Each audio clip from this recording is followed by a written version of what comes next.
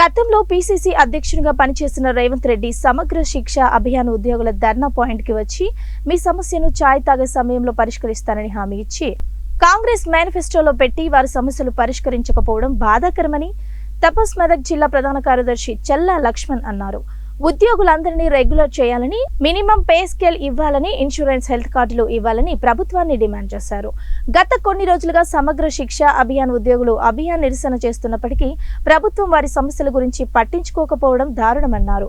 ఈ కార్యక్రమంలో తపస్ మండల అధ్యక్షుడు రావుల వెంకటేష్, తపస్ మహిళా ఉపాధ్యక్షురాలు రేఖ, ఉమాదేవి తదితరులు పాల్గొన్నారు. ప్రభుత్వం స్పందించకపోవడం బాధాకరం.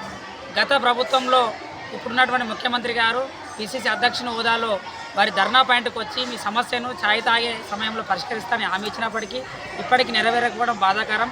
అదేవిధంగా వాళ్ళ మేనిఫెస్టోలో వాళ్ళ సమస్యలు పరిష్కరిస్తానని పెట్టడం జరిగింది.